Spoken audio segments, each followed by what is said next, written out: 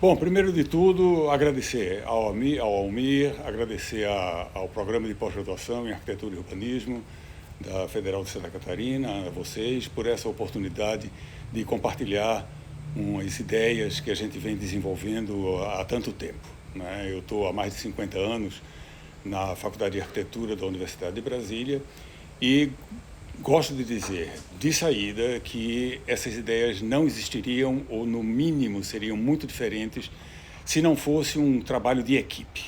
Um trabalho de equipe que se consubstanciou na formação de um grupo de pesquisa, que eu vou referir a vocês, e que se chama Dimensões Morfológicas do Processo de Urbanização. É um grupo oficialmente registrado no CNPq e que contou na sua fundação comigo, com Maria Elaine Kohlsdorf, com o saudoso Gunther Kohlsdorf e também com outros colegas que participaram inicialmente, como Benami Turquienes, da Federal do Rio Grande do Sul, Mário Kruger, de Portugal, do Instituto Técnico de Lisboa, enfim, e Márcio Vilas Boas, também de saudosa memória, da FAO, e alguns outros colegas. Então, vocês vão ver ideias pessoais, mas ideias também que têm uma interface muito forte, como vai dar para perceber, eu acho, com ideias desenvolvidas também por outros colegas. Espaço, Tempo e Urbanidade é um título, né? É um título muito ambicioso. Eu não sei se vou dar conta. Na verdade, a intenção vai ser pincelar alguns aspectos desses aspectos, enfim, alguns aspectos que essas palavras conotam, não é? E vamos ver em que medida isso será de interesse de vocês. Almir falou na trajetória, então eu vou um pouquinho fazer uma coisa meio cronológica, começando pelo quase começo, que é a minha primeira experiência profissional. Eu digo quase começo porque a gente na faculdade também tem experiências profissionais, né? Eu mesmo participei durante o curso de projetos, enfim, e que foram tremendamente importantes na minha formação. Mas a primeira experiência formado com diploma na mão foi uma experiência de uma cidade barrageira. Vocês sabem muito bem o que é isso, Almir sabe muito bem o que é isso, né? Uma cidade foi construída em função da criação de um lago que inundou uma vasta região do sul do Maranhão e em fronteira com o Piauí, às margens do rio Parnaíba. A companhia era a hidrelétrica da Boa Esperança e a cidade se chamava Nova York, I-O-R-Q-U-E, porque foi uma cidadezinha fundada no final do século XIX por um pastor protestante nessa região, e daí o seu nome. Então, o projeto Nova York foi um projeto no qual eu me inseri imediatamente depois de formado, tendo por responsabilidade o projeto das residências unifamiliares. A gente vai dar uma olhadinha. O projeto da cidade foi de coordenação, de responsabilidade na coordenação por parte da saudosa Alete Ramos de Oliveira, e eu participei do projeto de algumas edificações, entre elas a Casa Tipo. Bom, só para vocês terem uma ideia, até 1969 era isso que a gente tinha, né? A cidadezinha antiga, com o típico espaço urbano vernacular das cidades brasileiras, os edifícios colados uns aos outros, inexistência de recuos frontais ou laterais, as portas e janelas alimentando, como a gente gosta de dizer, alimentando diretamente o espaço público, uma intensa utilização das ruas pelas pessoas, enfim, e edificações maravilhosas. Claro que essa imagem não é uma imagem de qualquer casa, é uma imagem de uma das melhores casas de Nova York, e elas se voltavam para dentro, criando esses pátios em L ou em U, com essa varanda que era o espaço de convívio principal da casa, né? E a gente procurou reproduzir isso no projeto das novas casas, embora elas fossem muito modestas e não tivessem essas dimensões generosas que a gente tem aqui. Essa é a planta da cidade nova, e a diferença é que ela não estava, como Nova York antiga, imediatamente na beira do lago, né? Ela era um pouquinho mais afastada, mas nós procuramos reduzir, a Lete procurou reproduzir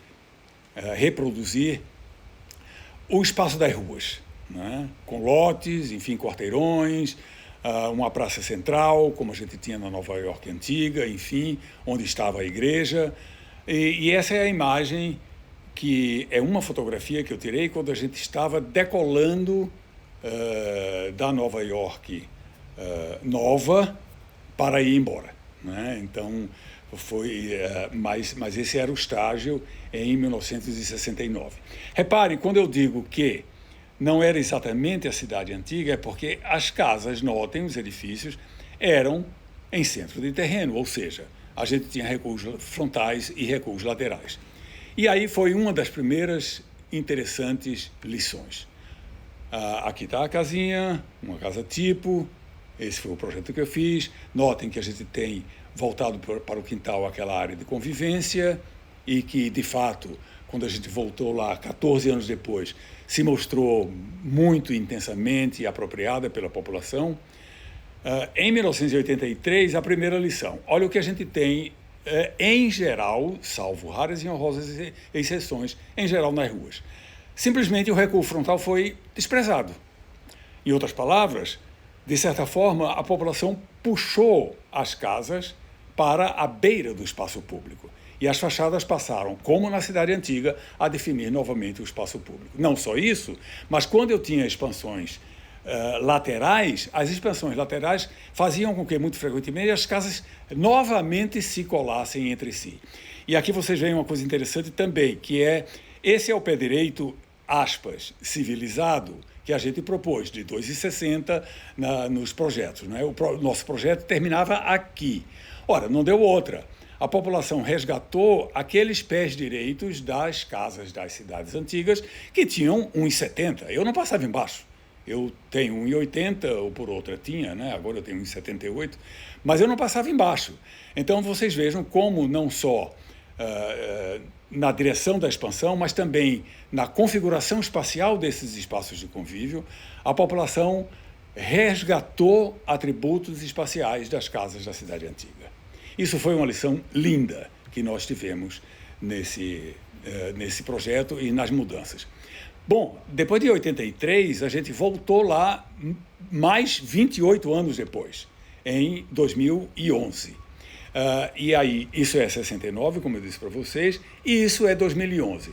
Olha o que eles fizeram na praça. A praça da cidade antiga tinha 100%. A praça da cidade nova, pasmem, nós fizemos uma praça de 120 por 240. Não deu outra. Né? O pessoal partiu a praça ao meio e colonizou-a em grande parte. Essas casinhas daqui, aqui está a praça dividida ao meio, essa é uma imagem aérea de 2011, e aqui está a colonização da praça com alguns equipamentos esportivos e algumas edificações comerciais e de serviços como essas aqui, construídas pela população. E essa ruazinha que partiu a praça em duas. Ou seja, de certa forma, a escala da praça da cidade antiga foi resgatada por essa arquitetura de adições. Eu gosto muito desse termo, isso é um termo cunhado pelo arquiteto chileno Rodrigo Pérez de Arce, né, onde ele fala, enfim, da necessidade de a gente, de certa forma, resgatar o espaço vernacular das nossas cidades, considerada a cidade moderna, por meio de uma arquitetura de edições. Ou seja, a gente vai tapando os buracos, a gente vai preenchendo os vazios e definindo com mais clareza o espaço público. Foi isso que a população fez. Essa é a grande lição do urbanismo vernacular dela. Bom, seguindo cronologicamente, é claro que eu vou pular uma série de coisas, né? A gente não tem tempo e nem teria interesse em alguns pormenores, mas eu quero citar a minha estada em Londres para o mestrado e subsequente doutorado com Bill Hiller e Julianne Hanson, basicamente, entre 76 e 79. Foi um aprendizado que mudou minha visão da profissão e minha visão da arquitetura. E eu tive a sorte, e Bill e Juliane eram muito generosos nesse sentido, eu tive a sorte de ler o manuscrito do livro A Lógica Social do Espaço, que só ia ser lançado 5 anos depois que eu voltei de Londres. Na verdade, não, ia ser lançado em 1984, e nós voltamos de Londres em 1900 a gente estava em Londres entre 76 e 79, O livro foi lançado em 84, portanto, 6 anos depois do nosso retorno. E como eu disse, eles foram generosos o suficiente para colocar o manuscrito à nossa disposição já nesse período, entre 76 e 79. O livro sequer estava acabado. E foi um impacto, não é? Foi um impacto, não vou me deter sobre o livro, mas, enfim, o livro, para mim, ele implica, ele contém uma verdadeira revolução na maneira pela qual a gente encara a arquitetura. Eu diria uma maneira muito mais, com perdão da palavra, dialética, em que você não tem uma determinação mecânica entre arquitetura e comportamento, mas você tem uma imbricação tal, de forma que o espaço é entendido como social e a sociedade é entendida também, embora seja inúmeras outras coisas, como um fenômeno espacial. Ou seja, a sociedade, para Bill e para Juliane, nesse arcabouço teórico, ela é um sistema de encontros e esquivanças de corpos no espaço e no tempo. Essa é a grande virada, essa é a grande contribuição do livro, enfim, e da teoria que viria a se chamar depois teoria da sintaxe espacial. Em 85, e aí já estou de volta, como eu disse para vocês, voltei em 79 para Brasília e reassumi as atividades acadêmicas de pesquisa. Mas a universidade tinha algumas superquadras de sua propriedade, entre elas a 109 Norte. E a universidade resolveu incorporar essas superquadras e, para nossa sorte, nos pediu, a vários de nós, a mim, a Benami e mais outros dois colegas, nos pediu projetos para 4 superquadras. Eu fiquei com a 109 Norte. Ela era uma superquadra completamente vazia e a universidade queria incorporar, construir para vender, enfim, comercializar os terrenos e nos pediu o projeto. Qual era o desafio gostoso desse projeto? O desafio é que você tinha que obedecer uma normativa extremamente restrita, 6 pavimentos sobre pilotis, uma entrada só, os edifícios soltos, uma taxa de ocupação muito baixa, de cerca de 10% de ocupação do solo, enfim, uma série de princípios. E o desafio era, com esses princípios eu posso fazer alguma coisa diferente, eu posso dar uma contribuição. E o que eu vou tentar mostrar para vocês é em que direção a gente tentou fazer isso, dar uma contribuição ao projeto das superquadras. Não vou comentar se o meu projeto é bom, se é ruim, se eu deixo ao julgamento de vocês, mas vou apenas mostrar semelhanças e diferenças. As semelhanças eu já falei, a normativa exigia esse tipo de coisa, esse tipo de obediência a uma série de parâmetros, e vou comparar com vocês, a superquadra Sul 308, que é considerada a superquadra modelo, com jardins de Burle Marx, edifícios muito bem projetados, enfim, com a que eu fiz na Asa Norte. Aqui vocês têm a superquadra modelo 308 Sul típica, né? Uma entrada só, enfim, as edificações, e esse tipo de espaço livre e generoso. Aqui vocês têm os jardins maravilhosos de Burle Marx, por sinal, muito recentemente restaurados pela própria população, pela Associação de Moradores da Superquadra, não é? E aqui está a localização da quadra que eu projetei, a 109 Norte. Aqui está ela no estado atual. Ela não está completamente construída, ela tem somente 2, 4, 6, 8, 10 edifícios, né? Faltam ainda vários a serem construídos. Mas reparem algumas comparações. Usos e atividades. Na superquadra Sul, na superquadra modelo, reparem como as atividades são dispersas na quadra, né? São atomizadas. Em outras palavras, elas têm efeitos pontuais no espaço público. O que é que a gente fez? A gente achou por bem caracterizar uma concentração de efeitos ao longo de um certo eixo. Então, no eixo leste-oeste, que tem por extremos a ponto de ônibus e a entrada da quadra, a gente colocou todos os equipamentos. Quadra polivalente, escolas, o Jardim da Infância e a escola primária, um playground, a caixa de areia, a banca de revista, a administração da quadra e o ponto de táxi. Em outras palavras, essas atividades alimentam diferenciadamente o espaço público. Então, o que a gente tem é uma espécie de sinergia entre elas, porque sempre ao longo desse eixo você está vendo gente, de uma forma ou de outra. Porque essas atividades alimentam, como eu disse, diferentemente no tempo, não é, o espaço por meio de pessoas que estão vinculadas a elas. Ok? Então, essa é uma diferença. Unidades macromorfológicas. Uma coisa que me inquieta e me incomoda muito nas superquadras modelos, nas superquadras tradicionais, é uma semelhança muito grande entre unidades macromorfológicas. Reparem como mais ou menos elas são do mesmo tamanho. E aqui eu estou fazendo uma abstração, eu devo ser honesto com vocês, para efeito de raciocínio, eu estou considerando aqueles espaços definidos pelos edifícios de 6 pavimentos, ok? Eu não estou considerando as edificações térreas, como o Jardim da Infância, que é esse aqui, e como a escola clássica, que é esse aqui.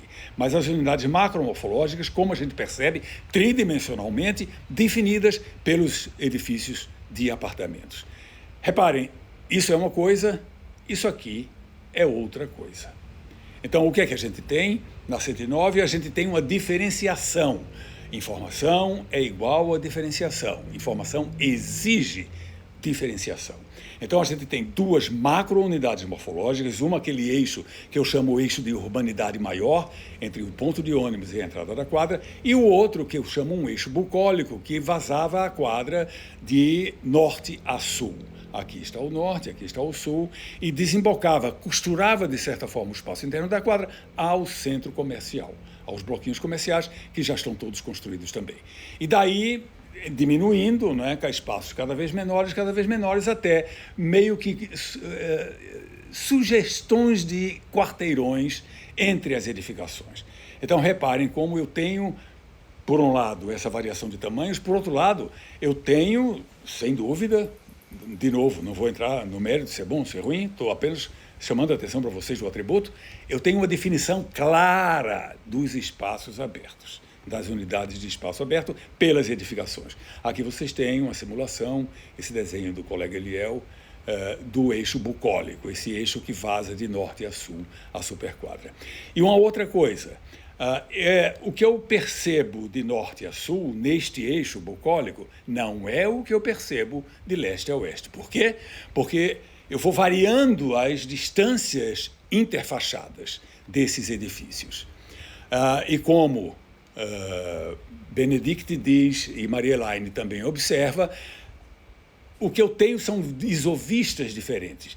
Benedict lança esse conceito de isovista, que é imagine na altura da vista um plano desimpedido de obstáculos. A isovista é o desenho desse plano entre obstáculos opacos, ok? E Maria Elaine chama a atenção para o fato de que sequências visuais são percebidas pelo nosso corpo em movimento, e elas são tão mais estimulantes quanto distintos efeitos que eu tenho ao longo desse percurso, ao longo do tempo de deslocamento. Reparem como de sul para norte eu vejo uma coisa, e de norte para o sul eu vejo outra coisa. Ou seja, eu não tenho apenas a noção da direção, eu tenho a noção do sentido. Os 2 desenhos das isovistas, que é isso aqui, agora vocês percebem o que é a isovista mais claramente, né? Imagine que eu estou nesse ponto aqui, a isovista é esse plano em vermelho definido pela opacidade das edificações. Ok? Então vejam como os desenhos são diferentes. E, portanto, eu sei se eu estou indo pelas dicas espaciais de norte a sul ou de leste para oeste. Relações com os arredores, isso talvez a cereja do bolo. Eu adorei fazer esse exercício, porque, reparem, não sei se quão familiarizados vocês estão com mapas axiais, mas o mapa axial, ou mais particularmente, o mapa do número menor de linhas, que Bill chama fewest lines, né? Axial map, é o mapa que, com um número mínimo de linhas, eu consigo separar todos os blocos, todas as barreiras entre si, ok? Então, o fewest lines, o mapa mínimo de linhas na superquadra modelo é esse aqui. No meu projeto é esse aqui. O que é que eles têm de diferente e que é fundamental do ponto de vista comportamental? Na superquadra modelo eu não tenho uma só possibilidade friso, não tenho nenhuma possibilidade de um eixo de visibilidade ou deslocamento que atravesse a superquadra nos dois sentidos, nas duas pontas. Enquanto na minha superquadra eu tenho feixes de linhas que atravessam a superquadra no sentido norte e sul e no sentido leste-oeste. O que é que isso significa do ponto de vista comportamental?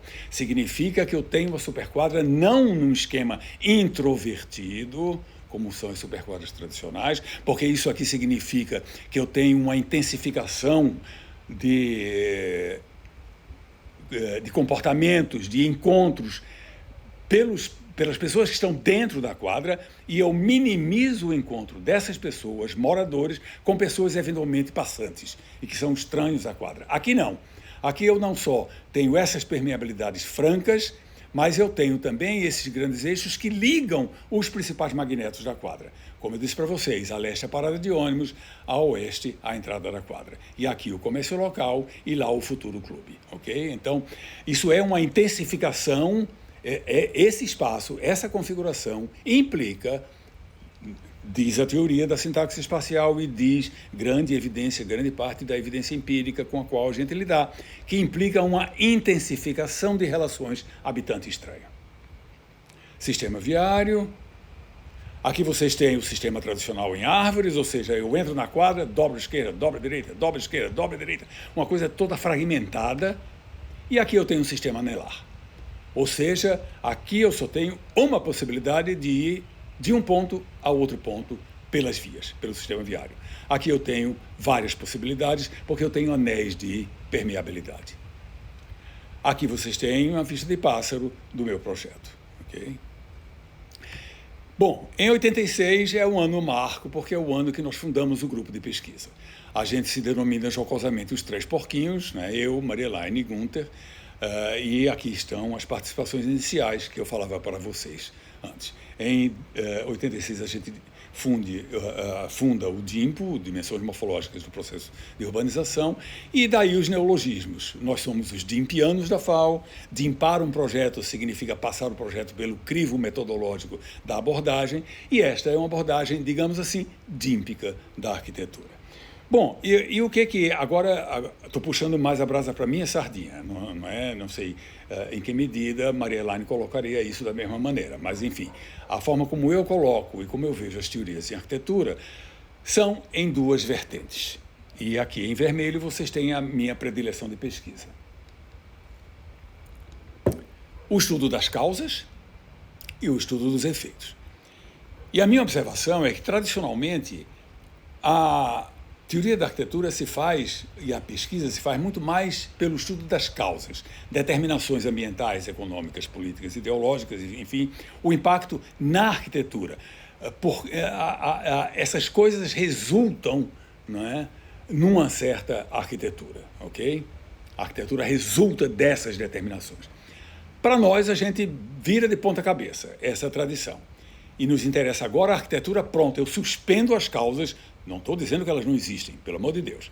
Mas eu suspendo as causas e agora eu examino os efeitos. O impacto da arquitetura indiretamente nas pessoas, mediante o impacto no meio ambiente, e diretamente nas pessoas por uma série de efeitos. E aqui vocês têm, nesse quadrinho, vocês têm uma taxonomia que é minha pessoal. Marielaine prefere uma taxonomia ligeiramente diferente, mas, como eu digo brincando, não importa diferenciações pontuais da taxonomia, importa o espírito da coisa, né? Ou seja, nós somos impactados de várias maneiras. A arquitetura tem efeitos em nós, funcionais, bioclimáticos, econômicos, sociológicos, topoceptivos, afetivos, simbólicos e estéticos. Eu utilizo a denominação que Marielaine usa para a sua teoria, topocepção, né, como um dos efeitos que a arquitetura tem sobre nós. Mas a minha praia são os sociológicos. E, claro, eu preciso definir o que é a arquitetura sociológica, que seria, na minha denominação, seria uma subdisciplina da arquitetura, ok? O que a arquitetura sociológica implica? Implica que eu tenho que estudar a configuração da arquitetura, ou seja, sua sintaxe, sistema de barreiras e permeabilidades, né, sistema de opacidades e transparências, e o que isso implica para corpos no espaço e no tempo. Dois, como os rótulos, agora não é a sintaxe da arquitetura, é a semântica, que é extrínseca à configuração. É algo que eu colo em cima da arquitetura. Casa, loja, não é, administração pública, enfim, hospital, etc. São rótulos que também implicam corpos no espaço e no tempo. Como a gente estava comentando antes, quando eu comentei a superquadra para vocês. O efeito de uma casa no espaço público é um, o efeito de uma escola é outro, o efeito de uma loja é outro, e assim por diante. E o que mais importa, claro, como essas coisas, as duas coisas importam socialmente.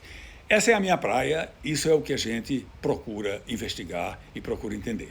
Bom, primeiro, não há lugar sem gente, né? Uma cova abissal a 4 quilômetros de profundidade no meio do oceano, não interessa, não é um lugar arquitetônico porque não tem ninguém. Ninguém vai lá, ninguém sabe o que está rolando, ninguém vê o que está lá. Porém, aqui é diferente. Esse espaço é arquitetônico porque há um sujeito que o qualifica como tal por sua presença.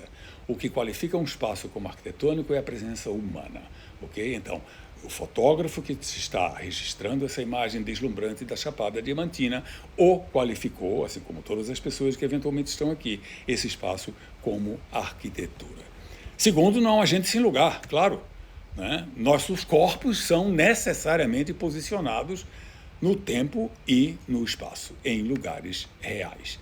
E aí notem que eu faço uma translação entre arquitetura substantivo concreto e arquitetura substantivo abstrato. Para mim, a arquitetura se transforma em propriedades dos lugares, que têm um desempenho a afetarem nossos corpos e nossas mentes em todas as escalas, como a gente estava rapidamente conversando antes da apresentação. Ok? Então, quando eu digo a arquitetura desta casa ou a arquitetura desta rua, eu estou referindo propriedades desta casa e desta rua que afetam a mim, afetam minhas maneiras de me apropriar, de perceber o espaço e de me mover nele. Em todas as escalas. Na escala de uma edificação, por mais complexa que ela seja, na escala de um conjunto edificado, como esse casario deslumbrante de Ouro Preto, na escala de uma cidade inteira, embora Brasília, plano piloto, não seja uma cidade inteira, enfim, mas na escala urbana, como um conjunto, um macro conjunto edificado, e na paisagem, coisa que a gente vê menos, mas que eu insisto. Essa é a praia do Tanguá, em Angra dos Reis, e não quero dar inveja a vocês, onde eu estarei entre 18 de julho e 30 de julho, novamente, aliás, né? Reparem que esse lugar tem uma configuração.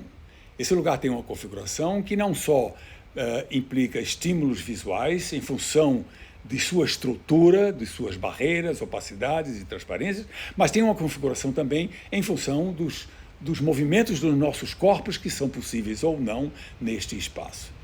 Portanto, né, e homenageando Marielaine Gunther, essa é uma abordagem relacional, porque relaciona lugar e gente, e é uma abordagem dimensional, porque relaciona dimensões, aspectos ou facetas de desempenho pelos quais a arquitetura dos lugares nos impacta. Em 97 é o momento em que eu concluo finalmente, depois de 18 anos, pasmem, a minha tese de doutorado. Ela é defendida em 97 e eu tenho a felicidade de vê-la publicada em livro pela editora Universidade de Brasília em 2002, que esta é a capa. E na tese eu defendi paradigmas socioespaciais como, digamos assim, conceitos polares, né, como polos extremos de um possível intervalo. E são, perdão, e são conceitos, eu gosto de frisar, socioespaciais. Não são conceitos físico-arquitetônicos, estruturantes. São conceitos socioespaciais. Então, urbanidade e formalidade como polos extremos implicam não só uma configuração física, mas implicam também uma vida, um modo de vida, um estilo de ser, ok? E urbanidade pode ser caracterizado por 1000 atributos, enfim, entre eles negociação, permeabilidade, diferenciação, diversidade, sincronia, etc., e formalidade, por repressão, impermeabilidade, hierarquia, homogeneidade.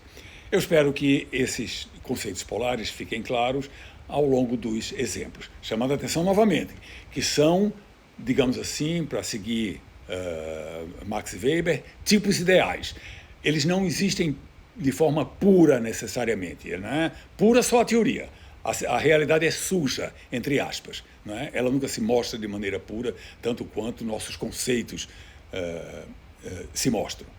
Formalidade. E aqui eu tenho um caso particular de formalidade, que é o espaço de exceção, que é o título da minha tese. E é muito interessante como eu estou ainda enfrentando esse livro fascinante, O Despertar de Tudo, dos dois Davids, né? David Graeber e David Wengrow. E é impressionante como o espaço de exceção, que eu vou agora definir para vocês, é registrado por eles desde 10 mil anos antes de Cristo. E o que diabo é o espaço de exceção? Essas culturas, que não eram culturas urbanas, vejam bem, eram culturas eventualmente até de coletores e caçadores. Pois bem, essas culturas, eventualmente, algumas delas, a depender de sua estruturação social, não todas, algumas delas construíam espaços que eram especializados para o culto e a cerimônia, como locais isolados no espaço. Essas pessoas, milhares de pessoas, viviam longe desses lugares, mas se reuniam em função de momentos especiais do calendário sagrado, nesses espaços. E depois os abandonavam. Esses espaços ficavam vazios o resto do tempo. Pois bem, tão velho quanto encontrado até hoje é o templo de Göbekli Tepe, na Turquia, que data de 10 mil anos atrás. E era exatamente como os dois Davids comentam, um espaço de exceção típico, ou seja, um espaço fisicamente isolado e especializado para as funções superestruturais da sociedade. Leia-se a cerimônia, a ideologia, mas também, eventualmente, a política. De qualquer forma, superestrutura.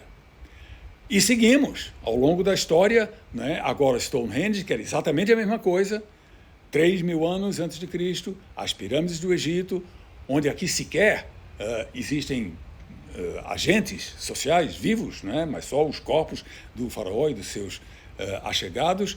A Acrópole de Atenas, encarapitada em cima do morro, onde eu tenho apenas cerimônia. Os centros cerimoniais maias, que foi uma coisa pela qual, né, um tema pelo qual eu me apaixonei, e é um dos capítulos da tese,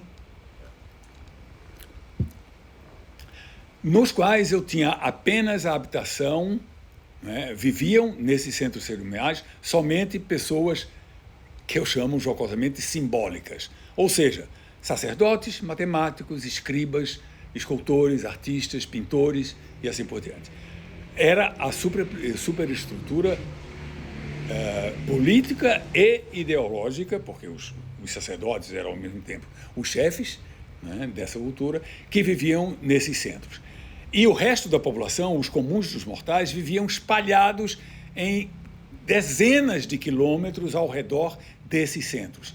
E acorriam a esses centros somente naqueles momentos do calendário sagrado, dos momentos especiais, ok? Então, novamente, vocês têm esses movimentos centrípetos e centrífugos dessa população em direção a esses lugares especializados.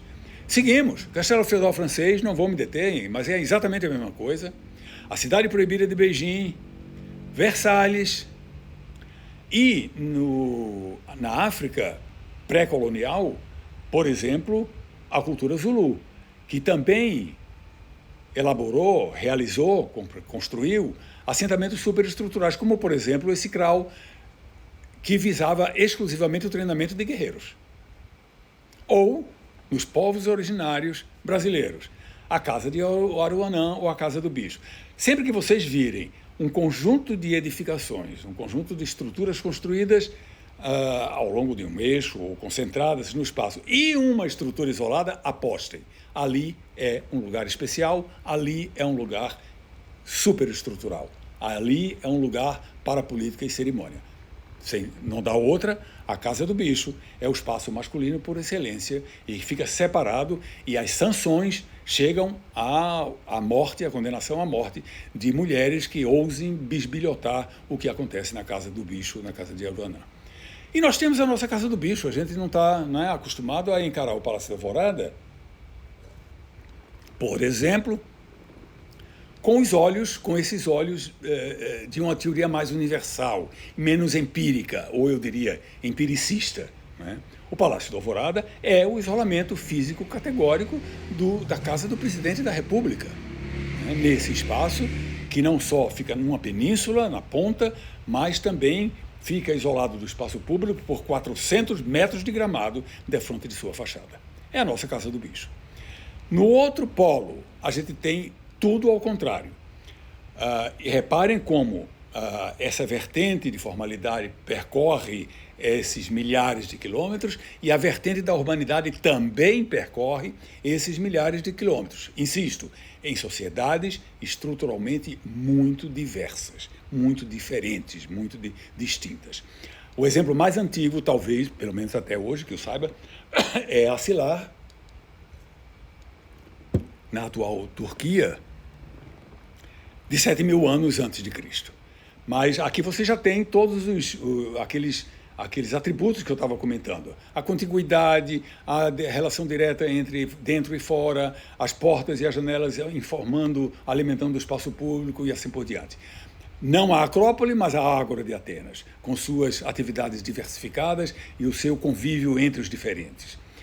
Pompeia, de novo, a estrutura de ruas claramente definidas. Essa cultura, o pueblo que construiu essas mega estruturas, e o incrível é que a obsessão pela proximidade era tal que eles construíam 5, 6 pavimentos às vezes. E só não construíam mais porque não dava, né? Mas todo o espaço era profundamente permeável ao interior, e o espaço público eram profundamente ligados. Estou andando no tempo, não é? Século XIV, Peruge na França, notem a igreja dentro dessa estrutura, Siena, medieval, na Itália, a City medieval londrina, todos com os mesmos atributos essenciais.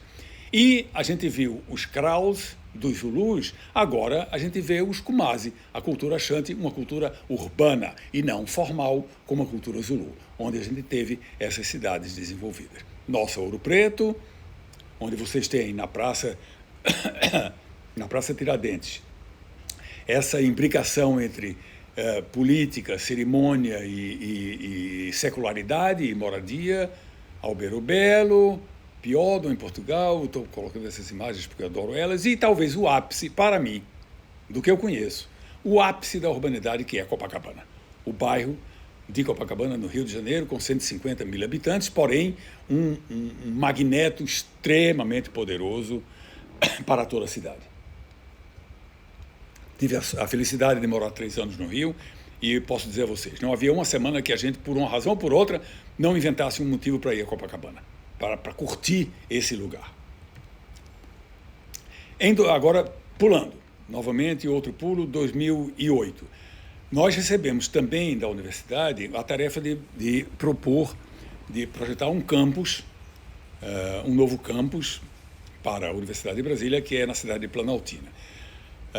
E nosso desejo, nossa preocupação era, novamente, ter uma configuração entre cheios e vazios que definisse claramente o espaço público. Okay? Então, vocês têm esses quarteirões que, para mim, ofereciam uma imensa flexibilidade de implantação, né? Poderiam ser faseados ao longo do tempo, e que, ao mesmo tempo, definiam não só o espaço entre eles, né, esses espaços aqui, né, entre as massas construídas, mas definiam também esses miolos, que, a exemplo do ICC, eram permeáveis. O ICC é o Instituto Central de Ciências da Universidade de Brasília, que é um dos edifícios mais fascinantes que eu conheço. Almir certamente concorda comigo nisso aí, né, e a gente um pouco emulava as transparências, a relação dentro e fora desses pátios que nós temos no ICC. E, ao mesmo tempo, diferenciação. Novamente, lembram da superquadra, né? 2 grandes avenidas e ruas menores. Aqui, assim como um espaço mais, digamos assim, monumental e simbólico, onde aqui eu tinha a Praça Maior, não é a Praça Maior da universidade, mas a Praça Maior do campus, onde a gente tinha aula magna, biblioteca e reitoria, ou biblioteca e administração do campus, e aqui lá na ponta, no meio de uma matinha linda, uma capelinha que também foi uma demanda da comunidade.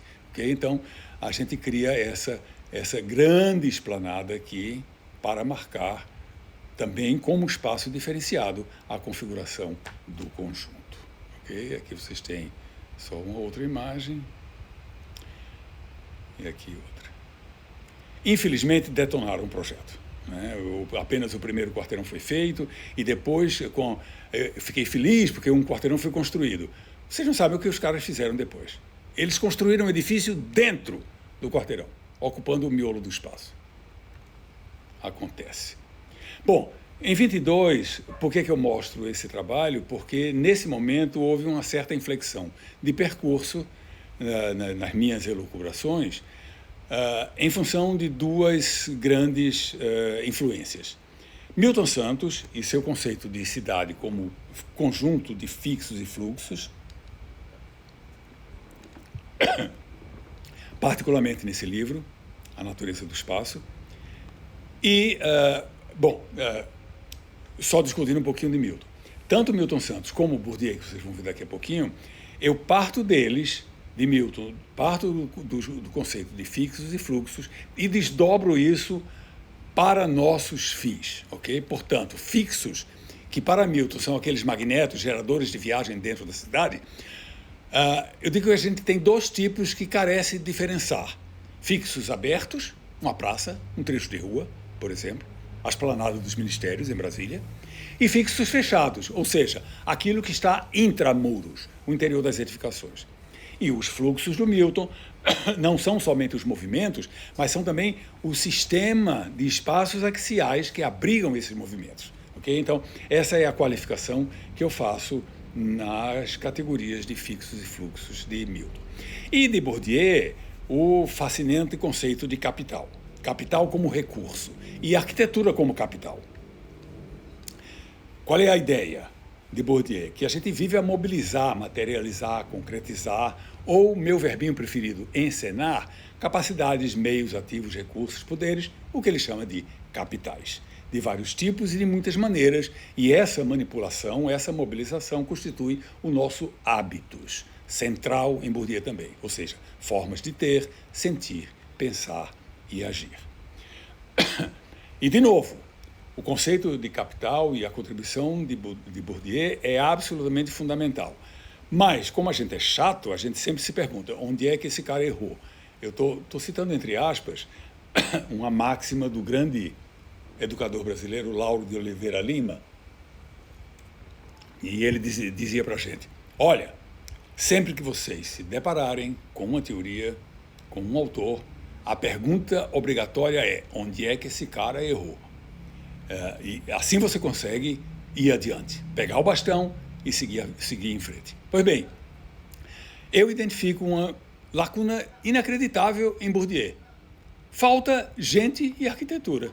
Ou seja, tem um buraco, citando agora o grande teatrólogo brasileiro Nelson Rodrigues, tem um silêncio de sarcófago nessa parte de baixo. Eu rearrumei, ok, gente? Eu rearrumei os capitais como propostos por Bourdieu em 3 macroestruturas sociais. A infraestrutura de produção de bens e serviços, aqui em cima, onde eu coloco o capital econômico e o biológico. Não vou detalhar, hein? A gente não tem tempo para isso. As superestruturas política e ideológica, capital político, capital ideológico e capital cultural, e embaixo a macroestrutura socioespacial, ou seja, a nossa praia. Não estou inventando capital social, não. Capital social, Bourdieu fala nele às pampas, mas estou apenas deslocando o capital social para essa nova formulação. Aqui para baixo, para a estrutura socioespacial, que é feita de gente e lugar, ok? Sistemas de encontros e esquivanças, como caracterizador do capital social, e o capital arquitetônico, que é formado pelo capital espacial e capital edilício. A gente vai demorar um pouquinho neles agora. Isso dá uns acrônimos gozados, né? Eu achei engraçadinha esses acrônimos aí. Capital social é o CASOC, capital espacial fluxos é o CAFLU, espacial fixos abertos, aquela aquele desdobramento de Milton, né? E é o CAFIX e o capital espacial. Fixos fechados, que é o capital edilício, é o CAED. Dado o tempo e nossos objetivos, eu não vou me referir ao capital edilício, ok? O CASOC, o que é isso? Bom, CASOC, sistema de encontros e esquivanças, como a gente dizia para vocês.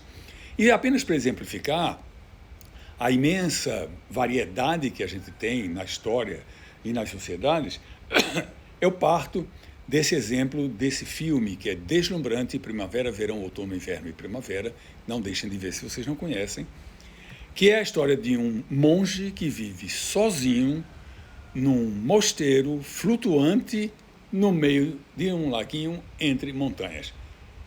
Mais isolamento do que isso, impossível, né? Então, o capital social dele é zero, ou seja, ele não tem, a não ser muito esparsamente, aí, não tem contato com ninguém. Crescendo um pouquinho em tamanho de arranjos, um arranjo típico num espaço doméstico para um lanchinho no final da tarde. Em nossa casa em Brasília, com uma amiga, a filha, minha mulher e eu, né? Um pequeno arranjo de corpos no espaço doméstico, crescendo um pouquinho mais. Agora a interface entre o espaço público apropriado por esse casal de idosos numa ruazinha de Cisternino e os passantes, essa interação habitante-passante, típica da urbanidade, nessa ruazinha que é praticamente um corredor da casa, em Cisternino. A gente estava passeando e já paramos e já entabulamos uma conversa e já soubemos que o filho dele trabalhava numa indústria em Milão. Cisternino fica no sudeste da Itália, na região mais pobre da Itália, né? Enfim, nessa interação aí habitante estranho, típica do que ocorre nesses espaços públicos. Agora, o contrário total. O espaço de um shopping é o espaço de corpos num espaço privado, o contato de corpos num espaço privado e privadamente controlado.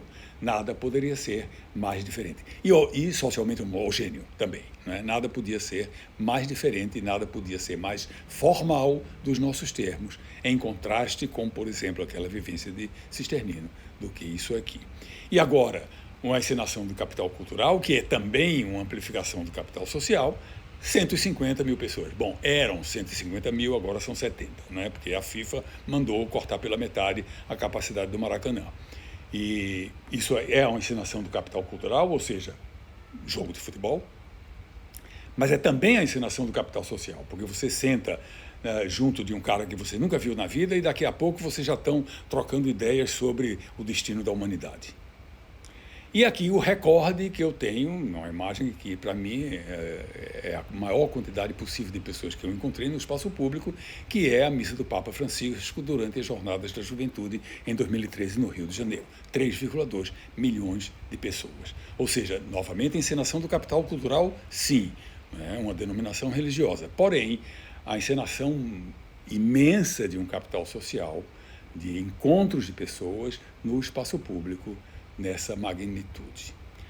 O CAFLU, é o Capital Espacial Fluxos, diz respeito aos espaços que abrigam os movimentos na cidade, aos espaços públicos que abrigam os movimentos, sejam de veículos, sejam de pedestres. E esse mapinha, novamente, vocês já devem estar familiarizados com o mapa de axialidade da sintaxe, é o mapa do DF, é o mapa total de todas as vias do Distrito Federal, as vias no espaço público, hein, gente, não no espaço privado, porque tem um montão também no espaço privado, mas as vias no espaço público processadas e que mostram que essa via daqui a oeste do plano piloto, não vias dentro do plano, é a via mais integrada, ou seja, é o ponto mais acessível da metrópole. E, de fato, quando a gente vai contar os veículos, eles são em maior número, eles se concentram nessa via. É a via mais movimentada de toda a municipalidade, isso aqui é a municipalidade, mas também da região metropolitana. E o que é o capital espacial fluxo? O capital espacial fluxos não é isso aqui, não é a estrutura espacial dos eixos. O capital espacial fluxos é um atributo do sujeito, isso é fundamental, não é? É um atributo do sujeito que, por exemplo, mora na Vila Planalto e que está a 2.000 e poucos metros do coração da cidade, onde ele eventualmente trabalha. A gente sabe que muitas pessoas que moram na Vila Planalto, que é o remanescente de um antigo acampamento de obras, enfim, faz esse percurso diariamente. Ora, esse percurso é uma coisa, esse aqui é outro, né? Uma coisa é você morar a 2.000 metros do teu trabalho. Outra coisa é você morar a 25.000 metros do seu trabalho, se você mora na cidade satélite de Planaltina. Outra coisa ainda é você morar em Planaltina a 45 quilômetros da rodoviária do Plano. E o meu capital espacial fluxos é esse aqui, porque eu moro no Colorado, eu moro fora, eu me autoexilei num bairro satélite aqui, no Grande Colorado, e moro a 20 quilômetros aproximadamente do centro da cidade. Então, o capital espacial fluxos é a qualidade dessa apropriação, certo? É muito mais cômodo, é qualitativamente superior, né, se eu usufruo da cidade dessa maneira, no meu dia a dia, ou se eu usufruo da cidade dessa maneira, ou dessa maneira, ou dessa maneira, ok? E há várias formas, não vou entrar em detalhes novamente. A gente pode quantificar isso mediante uma série de atributos desses percursos. Por isso que vocês veem, eventualmente, uns númerozinhos ali, mas que eu não vou detalhar. O CAFIX, Capital Espacial Fixos Abertos. Olha, tipicamente eu tenho 2 centros em Brasília, que é o centro do Estado, e daí a razão que eu aplico o conceito de espaço de exceção. Eu tenho o centro do Estado, que é esse aqui, Esplanada dos Ministérios, mais Praça dos Três Poderes, e eu tenho o centro da sociedade civil, que é esse aqui, onde eu tenho setores comerciais, hoteleiros, de escritórios, hospitalares, etc., etc., etc., que é o espaço da vida cotidiana secular da população. Esse aqui é o espaço do funcionalismo público, ou seja, é um crowd de guerreiros Zulu, ou é a casa do bicho, casa do bicho dos índios, dos povos originários brasileiros. Igual, estruturalmente é a mesma coisa. Reparem, um espaço isolado, eu não tenho cidade ao redor, eu tenho uns galpões, umas coisas aqui que dificilmente poderiam ou deveriam ser caracterizados como cidade. Então é fisicamente isolado e rigorosamente qualificado. Reparem as dimensões, coisa curiosa, eu tenho 2.000 metros exatamente entre a plataforma rodoviária de Brasília e o Congresso Nacional, que é a dimensão precisa entre a pirâmide da Lua, né, e o extremo da chamada, hoje, ninguém sabe como eles chamavam, os povos originários dessa meseta mexicana, Avenida dos Mortos, exatamente 2.000 metros. Ao longo da qual eu só tenho novamente, como na Esplanada dos Ministérios em Brasília, superestrutura. Eu tenho edifícios governamentais e sagrados. Aqui está, enfim, uma das imagens mais conhecidas de Teotihuacan e da Avenida dos Mortos. Giza, novamente. E aqui eu mostro para vocês, o pessoal briga, dizendo que Brasília é monumental demais. Eu digo, tá, monumental, mas quão monumental? E aí, o que eu fiz? Eu peguei na mesma escala e pus a pirâmide, essa daqui, a pirâmide de Kéops, no meio da Esplanada dos Ministérios, para vocês verem a relação entre ela e o contexto. Os edifícios ficam pequenininhos diante dela. E aí eu inventei uma nova medida, né, para caracterizar isso. Eu digo que o Congresso Nacional tem 0,67 PQ, ou seja, 0,67 pirâmide de Kéops, okay? Para mostrar como ela é muito mais imponente. E daqui a pouco a gente vai ver ela em outra circunstância. E esse espaço, milenarmente, é o espaço dos momentos especiais. Funeral do JK em 76, redemocratização em 85, a campanha eleitoral de 89, aqui está novamente esses adolescentes que hoje têm 50 aninhos de idade, o Fora Collor de 92, as jornadas de 2013. E o que acontece em 2023, eu não poderia deixar de mencionar, a celebração e o vandalismo. E notem como eu procurei sempre, a cada um desses momentos especiais, publicar uma reflexão, enfim, nas nossas revistas de arquitetura, para socializar essas preocupações. É o caso da celebração e do vandalismo publicado pela Vitruvius. Nós temos, por um lado, nos Idos de Janeiro, os chamados Idos de Janeiro de 2023, por um lado, a encenação do capital político de 200 mil pessoas, a vitória do Estado Democrático de Direito no dia 1º de janeiro, a posse do presidente Lula. Aqui está também a encenação ampliada do capital social. A gente estava aí encontrando gente dos 4 cantos do país que afluíram a esse lugar. Capital político, sim, encenação do capital político, mas também do capital social, beneficiados pelo capital espacial fixos abertos, ou seja, desculpe o palavrão, mas a esplanada dos ministérios, esse espaço é um espaço que é, neste momento, para as pessoas que estavam aí e que não conheciam eventualmente antes, adicionado ao capital arquitetônico dessas pessoas. O seu acervo de arquitetura, o seu acervo de capital arquitetônico é enriquecido pela posse, ainda que momentânea, da esplanada dos ministérios. A diversidade que a gente tem no capital social também, desse espaço, e também a copresença e a consciência beneficiados pela forma e pelas dimensões do lugar. E aí eu vou ser talvez um pouco ousado, mas eu vou dizer a vocês que esse retângulo aqui, ele favorece a copresença de uma maneira especial, que está referida à distância média entre pessoas que estão nesse lugar. Reparem, a gente processa essas figuras em certos aplicativos especialistas, não é? Como o DepthMap, por exemplo. Novamente, não vou entrar em detalhes, mas é no DepthMap que a gente processa não somente aqueles mapas de axialidade, como os mapas dessas célulazinhas. Você pega um espaço que você quer analisar e você divide ele em células. Por exemplo, células de 3x3. Então, eu desenhei um círculo, dividi em células e calculei a distância métrica dessa área média entre as células, ok? No círculo, ela é de 264 metros. Por que eu estou dizendo isso? Porque aqui, a mesma área, eu tenho uma distância intercélulas maior, de 269 metros. E aqui, que é o espaço da esplanada, eu tenho 333 metros. Portanto, se eu alongo, claro, intuitivamente a gente já percebe isso. A distância entre células, leia-se, pessoas, ok? O que é que eu fiz? Eu peguei essa área e dividi por 200 mil pessoas, 160 mil, porque eram as pessoas estimadas na esplanada. Em outras palavras, vocês têm nessa figura 160 mil célulazinhas, ok? Mais ou menos de 1,7 metros quadrados. E calculei a distância. Repare que é 333 metros de distância média interpessoal. Mas não é, como na Avenida Paulista, um segmento de mesma área que é de 1.286.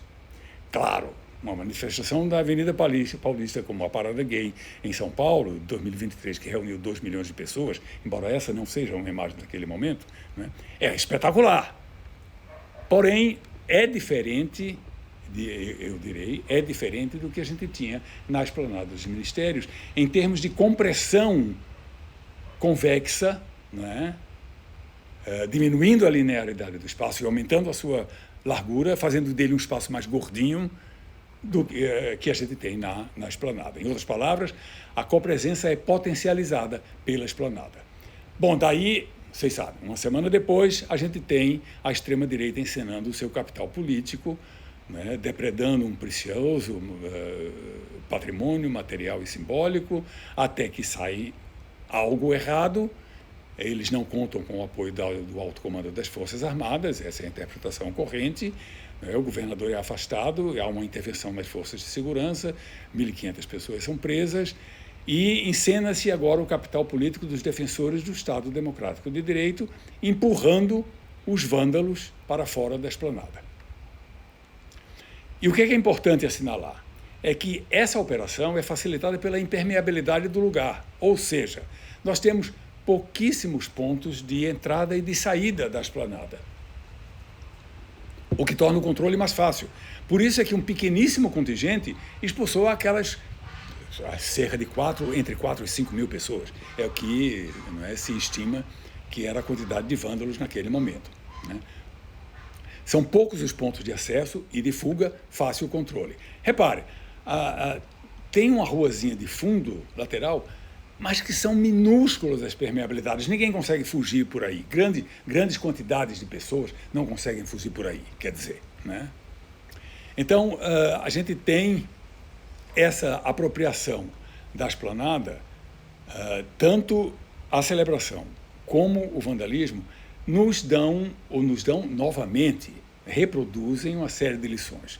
Primeiro, o isolamento sintático e a especialização semântica do lugar é superada pela vontade de estar ali. Ou seja, 160 mil pessoas estavam ali apesar do isolamento sintático e semântico. As possibilidades de copresença e consciência são potencializadas pela geometria do lugar, né, onde se reencena o encontro programado de grandes multidões. Encontro programado, isso é típico do espaço de exceção, como a gente viu milenarmente. E no combate ao vandalismo, novamente afloram as restrições.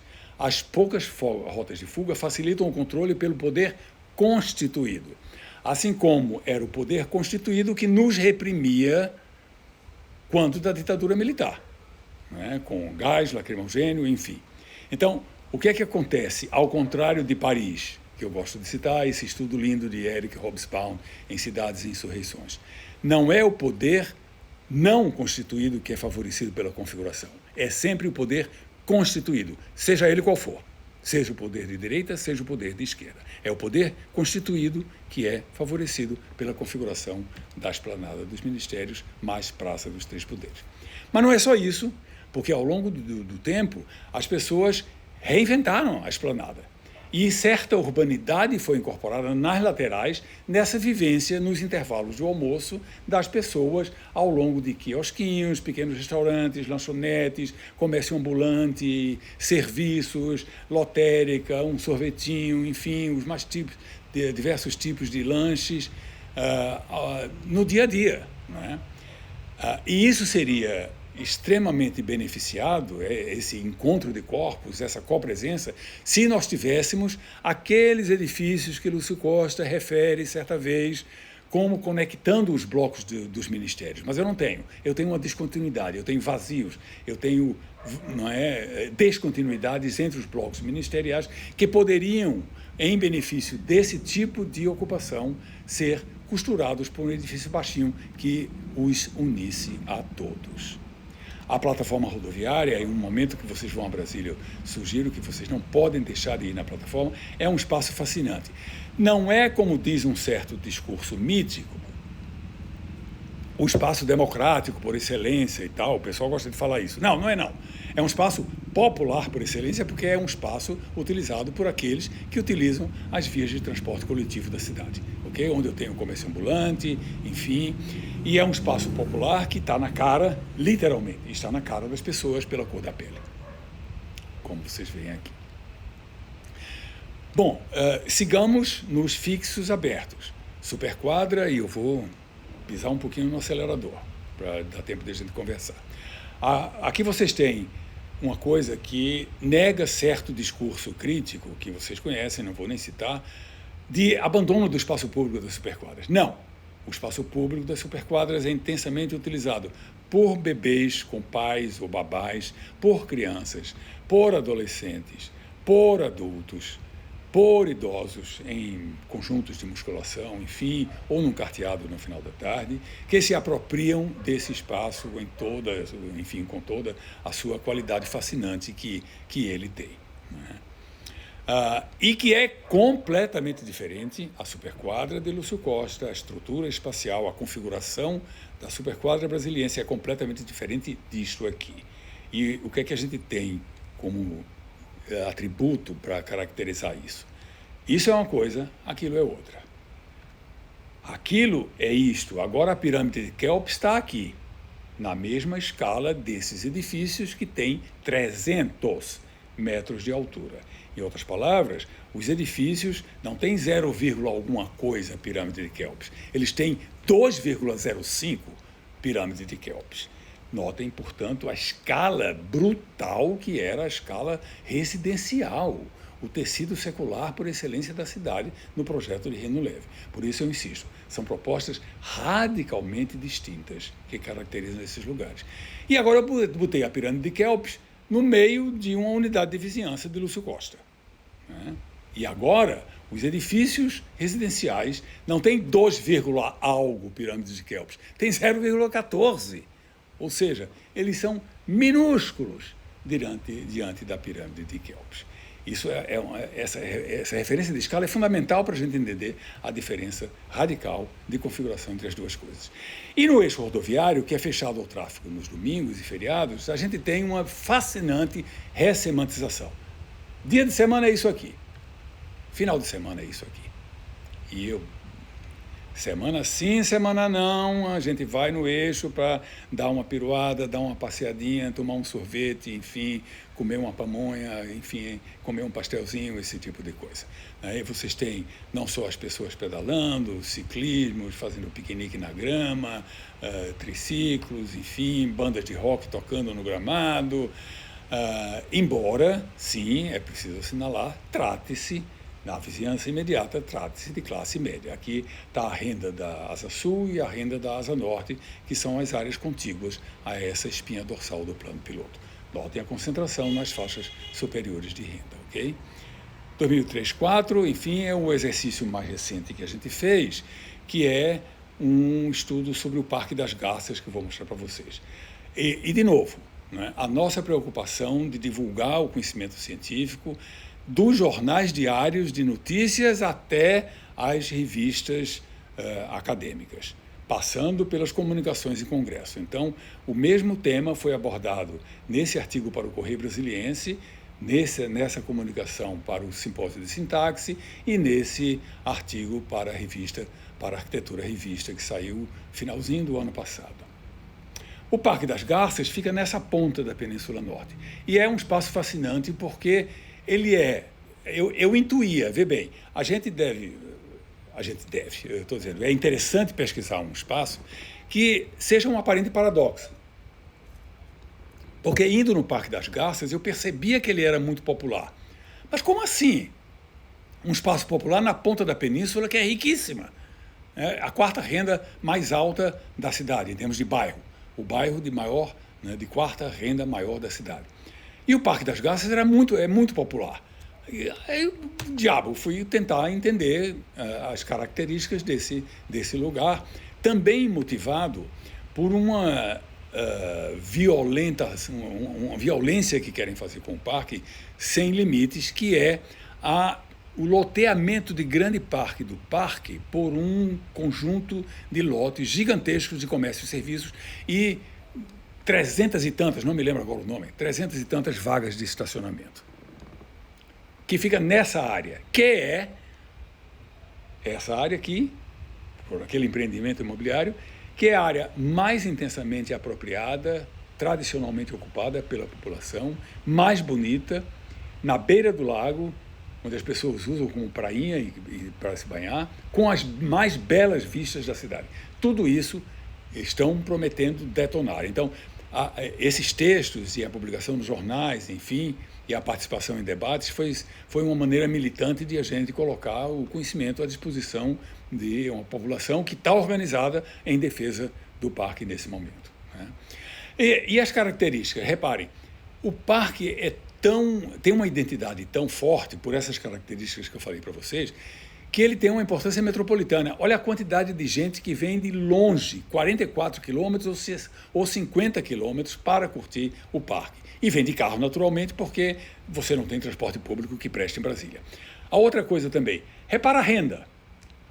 Aquela impressão inicial se confirmou, porque eu tenho no parque o predomínio amplamente predominante da faixa de renda média inferior e 0% de ricos. A principal razão para vir aqui, isso foi muito interessante também. A principal razão, a gente pediria para eles dizerem só uma razão principal. né? Para forçar, inclusive, essa peneira, né? Encontrar amigos e brincar com os filhos. Era a principal razão para ir no parque. Ele se presta muito a esse tipo de coisa. E a primeira ideia que o parque evoca: sossego, paz, tranquilidade. Também aqui é muito interessante. É um parque de velhinhos, né, como eu. Ele tem muito mais do que outros parques da cidade, e aqui eu estou comparando com o Parque da Cidade, caracterizado numa tese belíssima defendida pela Bruna Cronenberger. Tem muito mais velhinho, que são as colunas azuis, do que nos outros parques. E também a raça, muito mais gente, PPI, preto pardo indígena, né, que o pessoal está usando muito na sociologia, contra brancos. Repare a comparação entre o Lago Norte, a região onde o parque se situa, e o próprio parque. Aqui, estrutura de apoio. Bom, o que é que falta no parque? A estrutura de apoio, essencialmente, né? Estrutura de apoio às atividades que já são desenvolvidas, tipo banheiros públicos, churrasqueira, enfim, mesinhas para você comer mais confortavelmente um churrasquinho e não no chão.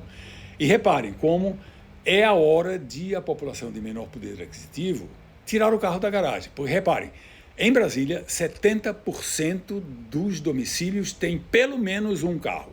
70%. Isso é muito superior a outras cidades brasileiras. Você é meio que forçado a ter um carro em Brasília. Porém, 19% das pessoas apenas usam o carro como modo de transporte para ir ao trabalho cotidianamente.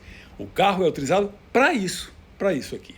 Para ir fazer uma visita a um parente, para ir a um local especial, particularmente aqueles locais inacessíveis. Portanto, essa população de poder aquisitivo médio inferior usa o seu carrinho para ir no final de semana, ao Parque das Garças. E a nossa proposta é que esses bares e restaurantes que querem construir, enfim, esses serviços, fossem colocados numa área que está deserta, que é do outro lado da península do parque. Enfim, um epílogo, ou contradição em desempenho arquitetônico. Tomem a esplanada dos ministérios em Brasília. Não importa quão fanaticamente urbanita você seja, eu sou. E condene a formalidade do lugar. Eu condeno, por todas as razões que vocês viram expostas aqui. Entretanto, a esplanada dos ministérios o emocionará, porque, e cito agora um trecho do livro fascinante de Alain de Botton, A Arte de Viajar. Essa lição está escrita nas pedras do deserto e nos campos de gelo dos polos.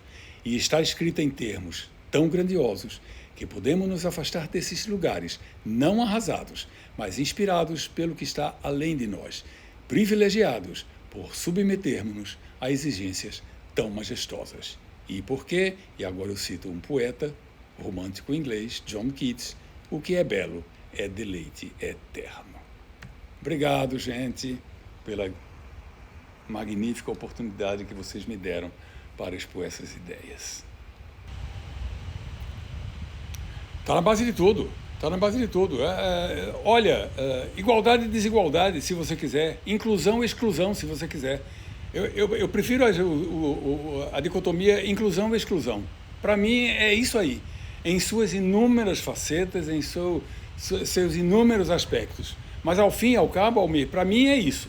É inclusão e exclusão.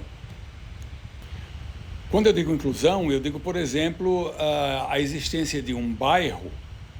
Urbanidade significa diferenciação. Eu estava dizendo isso também, né?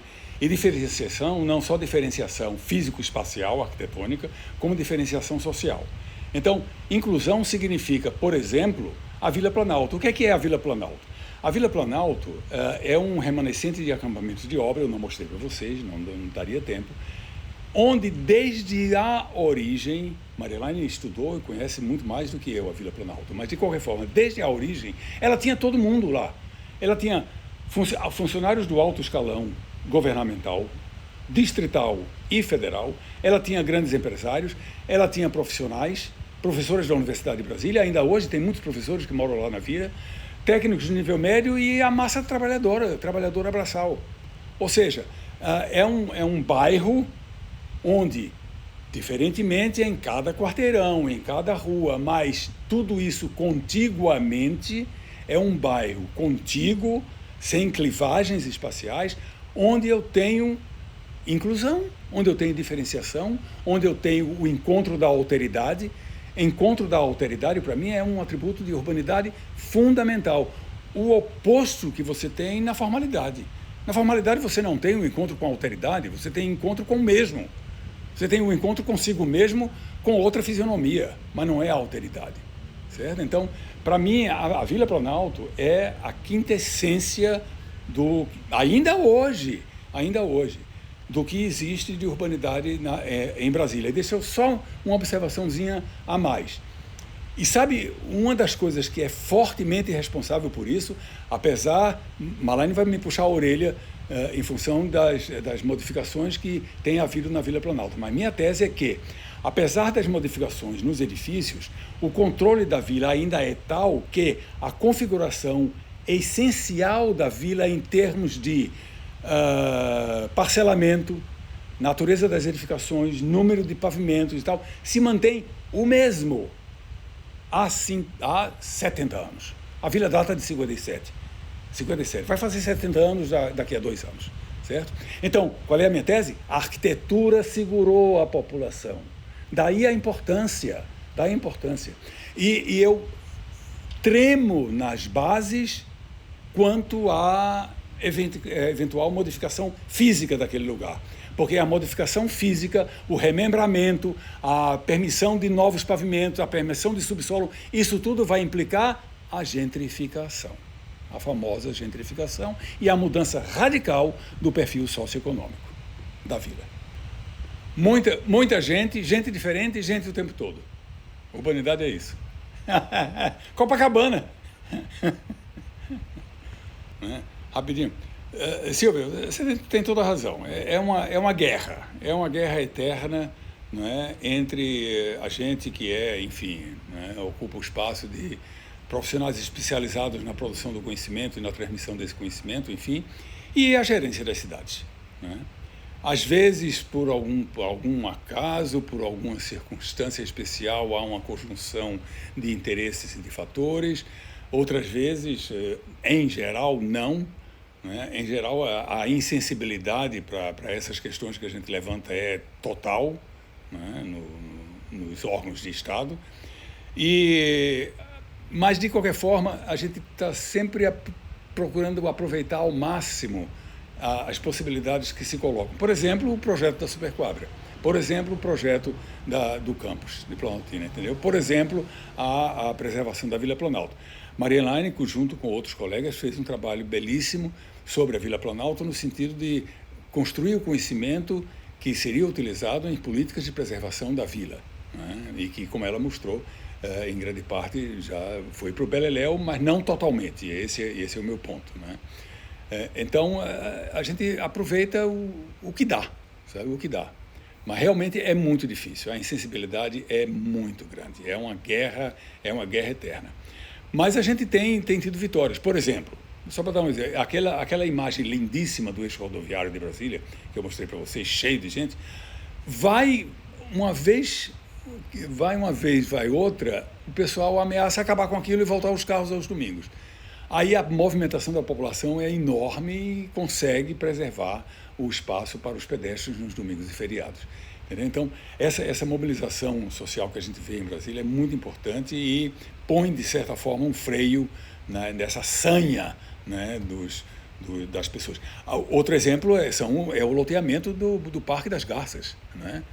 Aquele loteamento do Parque das Garças é imoral, é um negócio impressionante. Mas, felizmente, há uma movimentação muito grande que está peitando o governo local contra a implantação daquele projeto de parcelamento. Mas é isso mesmo, é uma tensão permanente, não tem jeito.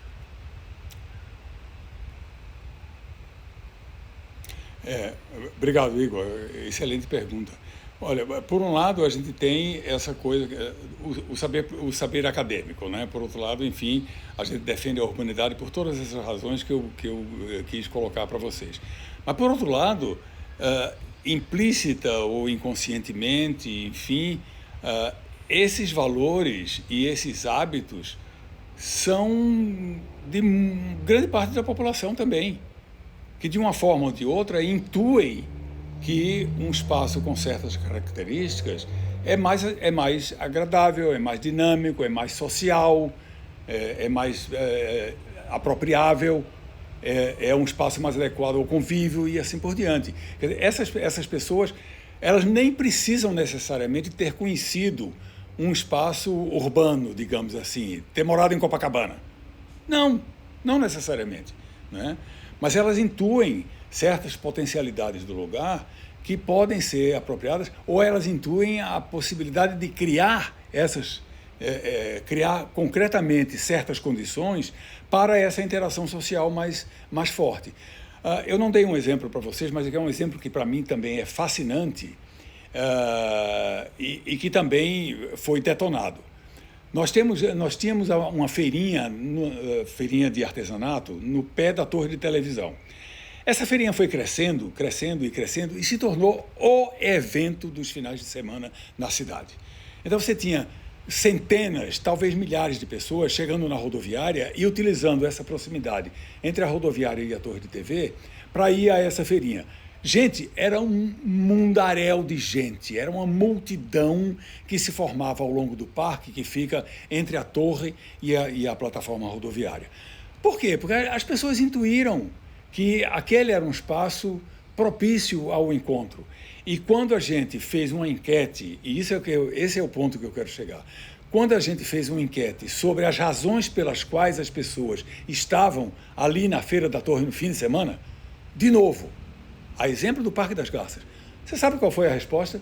Encontrar amigos e ver pessoas. Não foi comer as comidinhas regionais, não foi comprar artesanato, não foi subir no mirante para ver a esplanada lá de cima, não foi nada disso. Foi encontrar gente. Então, repara como as pessoas... E ninguém ensinou a elas a usar a rodoviária e valorizar uma feirinha que, quando surgiu, era desse tamanhinho. 3 banquinhas de artesanato no pé da torre de TV. E que foi crescendo e crescendo e crescendo e crescendo. E agora, só para fechar com um toque lamentável, né, deprimente, na verdade, parece que gente causa medo no governo local e nas forças dominantes daquela cidade. Acabaram com a feirinha como ela era no pé da torre de televisão e criaram uma coisa pavorosa de uns pavilhões atrás da torre de TV, sem as brisas para o nascente, sem as vistas deslumbrantes que a gente tem da esplanada, lá da colina da torre, e sem a acessibilidade mais direta entre a plataforma rodoviária e o espaço da feira. Ou seja, conseguiram eliminar pela translação, ver como é importante as características, a configuração nos aspectos locais e globais. Estou usando agora 2 palavrinhas-chave na sintaxe espacial. O aspecto local, a configuração local é a configuração do lugar em si, das relações entre os elementos do lugar. E a configuração global são as relações com o entorno. Pois bem, os caras transformaram radicalmente principalmente a configuração global da feira, trasladando ela, menos de 100 metros para trás. Detonaram a existência da feira, e que hoje você tem um espaço lamentável, sabe? Terrível. Então, para responder a tua pergunta, né, são valores que, felizmente, as pessoas trazem e reconstroem, eventualmente, a cidade na direção desses valores. Não esquecendo também que essa população, que em grande parte mora nas cidades satélites, é uma população que preza o uso do espaço público, né? Menos do que a população de classe média e classe média alta do plano piloto, que, no entanto, também, na escala das superquadras, preza o uso do espaço público, como eu mostrei para vocês. Então, eu procuro um pouco também descaricaturar essa coisa de que pobre gosta de rua e rico gosta de clube, sabe? Só para colocar a coisa de forma caricatural, né? Não, a população de classe média e média alta não só usa o espaço das superquadras, como caminha no eixão todo domingo e todo feriado, certo? Não é pobre que está ali não, ou não é só pobre, você tem também, classe não é, renda média inferior e tal. Eu ainda não fiz, eu ainda estou devendo para vocês o espectro dessa população que se apropria do eixão. É uma coisa que eu quero fazer, né? Mas o meu palpite é que você tem a grande maioria, realmente é a grande maioria vizinha das superquadras que alimentam, ou da classe média que vem das cidades satélites, como eu, por exemplo, né, que vem de um bairro satélite para curtir o eixo rodoviário aos domingos. Tá? Enfim, mas é isso. O valor do uso, né, esses valores de uso do espaço público, felizmente, eles são ainda muito disseminados, apesar de uma cultura que bombardeia diuturnamente esses valores. Exatamente, exatamente. E deixa eu só complementar, Almir, que é interessante para o pessoal saber também, há todo um debate sobre a natureza daquela via. Aquela via é uma via estrutural, é uma via expressa de 12,4 quilômetros de extensão, cada asa tem 6, né? Ela é uma via expressa da ponta da asa sul à ponta da asa norte, percorre o avião inteiro. Expressa, não tem um sinal luminoso. É uma via que no dia a dia é utilizada por aquela massa metálica a 80 km por hora e que, apesar disso, as pessoas ainda atravessam por cima porque as alternativas são desconfortáveis ou perigosas, porque são as passagens subterrâneas. Então, só para dar mais uma vez um exemplo para vocês de um confronto aí de visões diferentes da cidade. Toda vez que morre mais um no eixão, atropelado, ou em função da colisão de veículos, ressurge o debate sobre o que fazer com o eixão. Nossa postura tem sido sempre entope, fecha aquelas malditas passagens subterrâneas, infectas, sujas, perigosas, desagradáveis, disfuncionais, tapa aquela droga e põe sinal luminoso, e põe semáforo na superfície e transforma aquela via expressa numa via semaforizada. Portanto, na direção do que o Almir acabou de dizer, numa avenida urbana.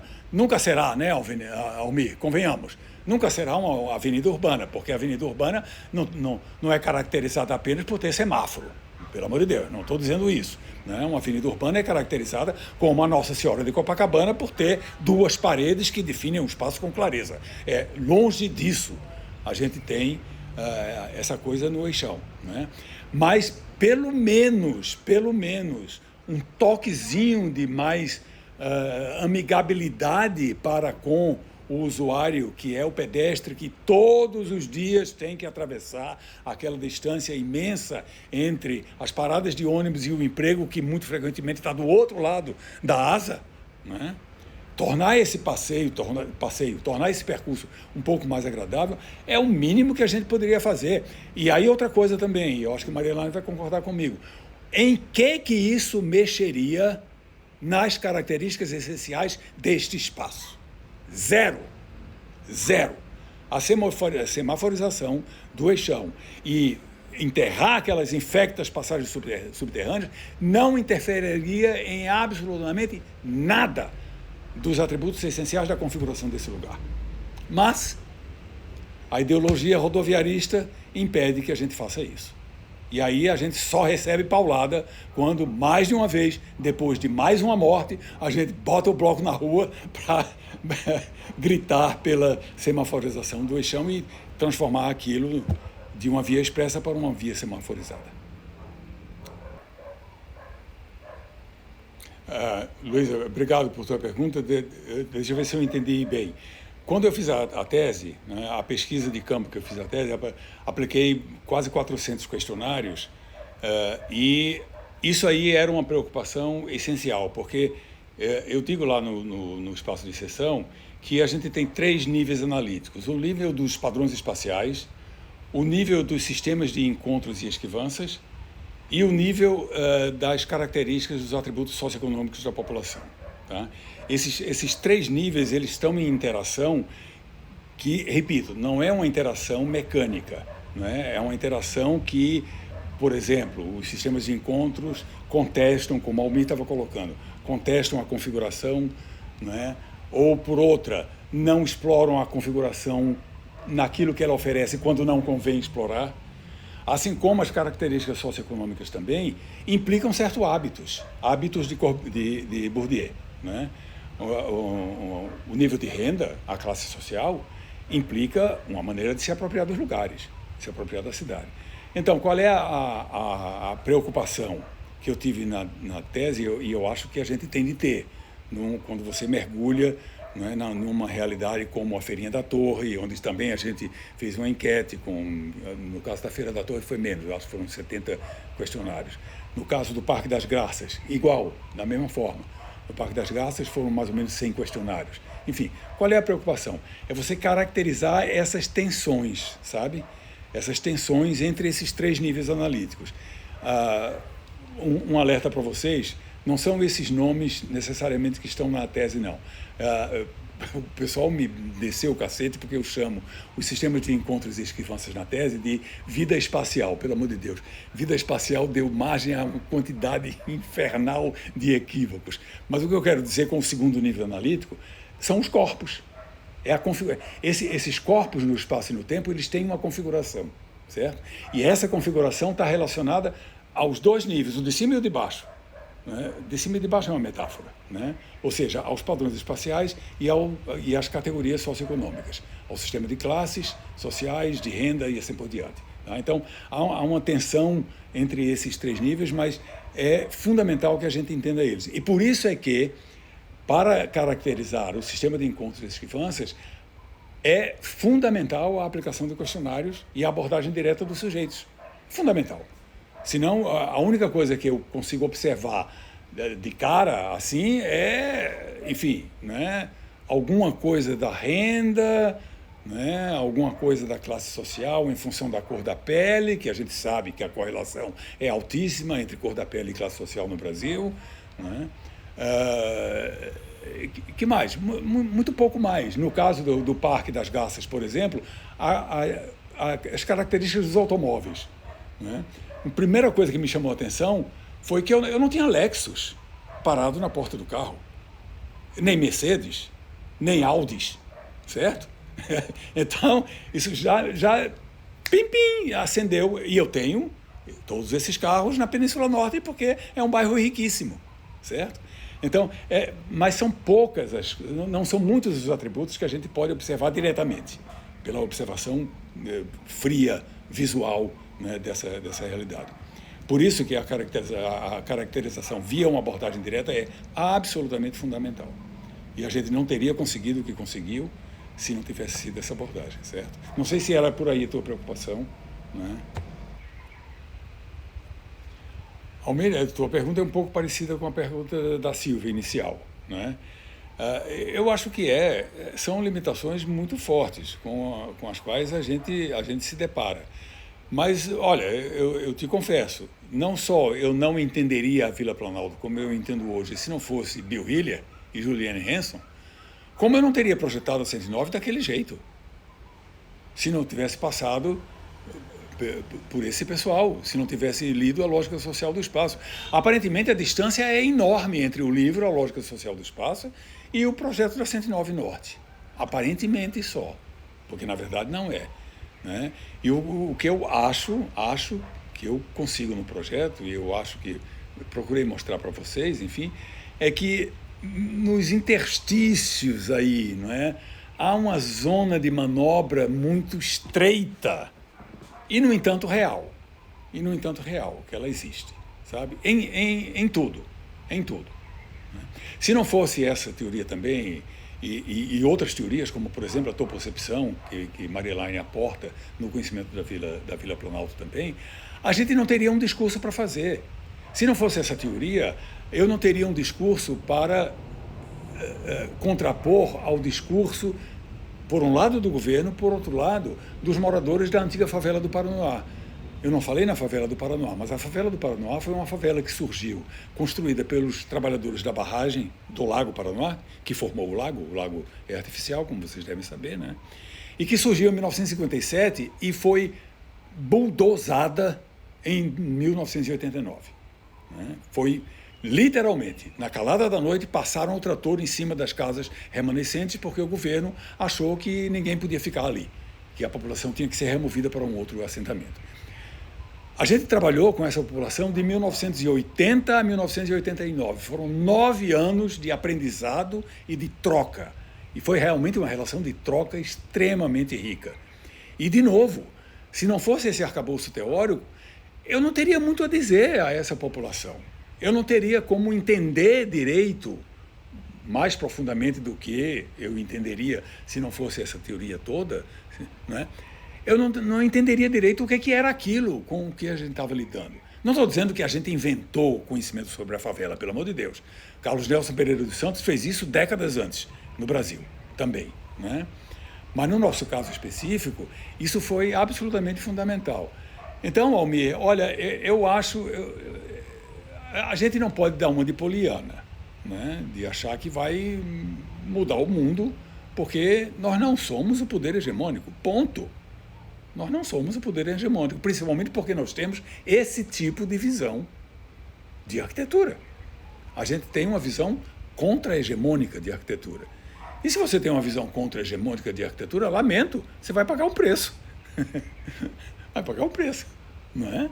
Porque nem sempre você vai descobrir brechas, as famosas brechas, teoria das brechas. É um horror, né? Mas nem sempre você vai descobrir brechas onde atuar. Então, de novo, eu acho que é isso. A gente, olhando para trás, a gente acha que deu algum tipo de contribuição nessas possibilidades muito estreitas de atuação no caminho de uma cidade mais urbana, digamos assim, né?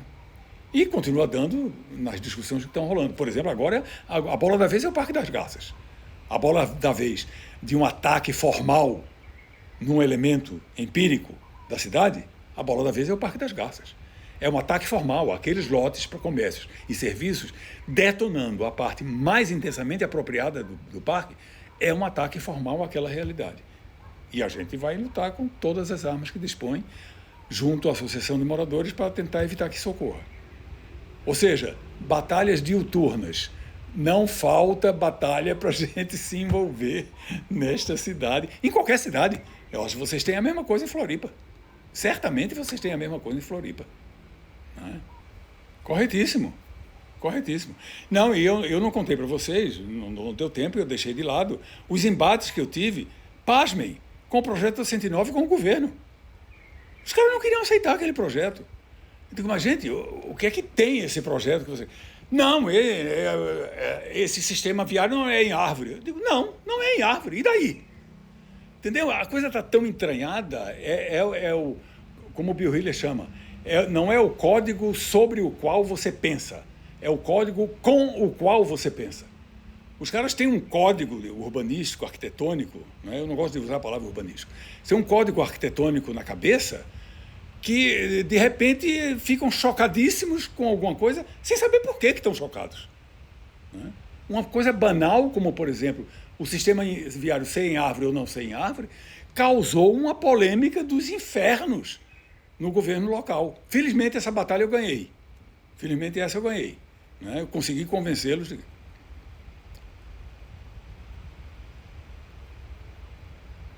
Sei não se sabem. Não sei não. De novo, é um código que é um código inconsciente, Almir, não é consciente, é um código subjacente. É um código subjacente e reflexivo. É um código que, por ser código, ele é automático. Você age automaticamente assim, sem saber muito por que você está agindo assim. Mas é isso. Se você pede minimamente para os caras verbalizarem a razão daquela escolha, eles ficam atrapalhados, eles não sabem. Se você pergunta a ele, qual é o problema de um sistema viário anelar? Não sabem qual é por que eles são contra, entendeu? De novo, porque eles estão acostumados, eles introjetaram. É um código introjetado, irreflexivo, inconsciente e subjacente. E, no entanto, super real. Mas isso que você coloca é fundamental, porque nós somos contra-hegemônicos, não só ante as forças governamentais, o governo, a administração pública, mas nós somos anti-hegemônicos, por exemplo, ante o IAB, por exemplo, ante o CREA, por exemplo, ante a academia, as nossas faculdades. Nós somos, sempre fomos, eu tenho certeza que você vai concordar comigo, aliás, você disse isso, nós somos contra-hegemônicos na Faculdade de Arquitetura e Urbanismo da Universidade de Brasília. Sempre fomos, né? Vocês não sabem, mas houve embates homéricos, enfim, em momentos onde eventualmente essa discussão se colocou, né? A discussão sobre Brasília, a discussão sobre o ensino, enfim, né? Que a nossa posição foi claramente contra-hegemônica e minoritária, claro, contra-hegemônica e minoritária, né? Na faculdade. Ou seja, esses chatos são chatos ante todas as esferas que você puder imaginar, governamentais, da sociedade civil, da academia. Não dá, simplesmente não dá. Não dá conhecimento útil, não tem como eu usar um conhecimento que eu vou buscar com os queridos colegas da sociologia, e aliás nós trabalhamos juntos durante muito tempo, em inúmeras ocasiões, na aplicação de um projeto da 109, por exemplo. Não dá, porque é outra linguagem, é outra coisa, é outra área disciplinar. Ah, sim, claro, olha, essa é a luta. Novamente, Bill Hiller e Adrian Lehman, enfim, não inauguraram a vertente. Essa vertente é mais antiga do que eles. Marielaine falou no século XIX, corretamente. Mas há um núcleo, que é um núcleo disciplinar, que precisa ser aprofundado, que já existia pré-paradigmaticamente, estou citando o saudoso Gunther também, né? Mas que se aprofunda. E o nosso esforço tem que ser no sentido de romper com a tradição do mestre de ofício, né, e da relação mestre-aprendiz, ou seja, o orientador de projeto não problematiza a proposta do aluno em termos do desempenho que ela implica nisso ou naquilo, bioclimaticamente, economicamente, socialmente, enfim. Não é isso. O mestre risca por cima do projeto do estudante e diz: faça assim, que assim é bom, ou que assim é melhor, certo? Eu aprendi assim. Queridos mestres e grandes arquitetos que foram revolucionários na arquitetura pernambucana, como Delfim Amorim, como Acácio Gil Borsoi, enfim, mas eram mestres que não colocavam, não é que eles não, eu estou sendo injusto se eu dissesse que eles não colocavam a reflexão em pauta, não, mas essa reflexão sobre a arquitetura não se traduzia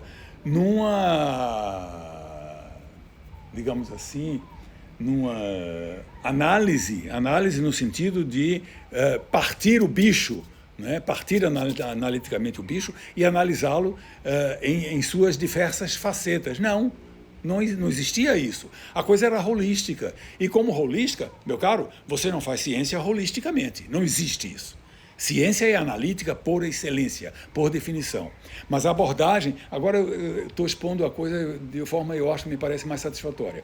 A abordagem dos nossos queridos mestres era holística. Isso não é uma abordagem científica. Não era uma abordagem analítica. E por isso, você ou imitava, ou aprendia a imitar, ou não aprendia arquitetura boa do ponto de vista deles. Certo? Então, o grande desafio é desenhar, Almir, me parece, desenhar essas fronteiras disciplinares. Eu também, o pessoal acha que eu abomino a interdisciplinaridade. Pelo amor de Deus, desde que eu cheguei na Universidade de Brasília, que a gente trabalha interdisciplinarmente com colegas da economia, colegas da sociologia, colegas da antropologia, a gente produziu livros juntos, com colegas da geografia, sabe? Não é isso, eu não abomino a interdisciplinaridade, mas eu faço todo o esforço possível do mundo para definir as fronteiras do que seja a disciplina da arquitetura, para fazer com que a gente não tenha apenas uma profissão de arquitetura, uma profissão de arquiteto, mas tenha também uma ciência da arquitetura, e não tenho medo da palavra, não. Uma ciência social. Defino, como vocês viram, a arquitetura como ciência social. E é prática, é profissão, é tudo isso, né? Mas é uma ciência social que está no campo das ciências humanas. Não é uma ciência biológica, não é uma ciência natural, é uma ciência social, porque mexe com gente, mexe com práticas humanas. A prática, que prática? Né? Como dizia o querido Brasilmar, as ciências humanas são ciências sobre práticas humanas. Nós desenhamos a ciência da arquitetura em cima de uma prática, que é a prática de organizar espaços para corpos em desenhos de concentração, dispersão, movimento no espaço e no tempo. Esse é o núcleo. Esse é o núcleo. E isso implica que você tenha categorias analíticas que descrevam profundamente o quê? Aqueles 3 níveis, do meu ponto de vista, aqueles 3 níveis que eu comentei com vocês. Padrões espaciais. Eu preciso descrever rigorosamente padrões espaciais. Eu preciso descrever rigorosamente sistemas de encontros e esquivanças. Quem se encontra com quem, para quê, fazendo o quê, onde, como. Isso tem que ser descrito rigorosamente e analiticamente.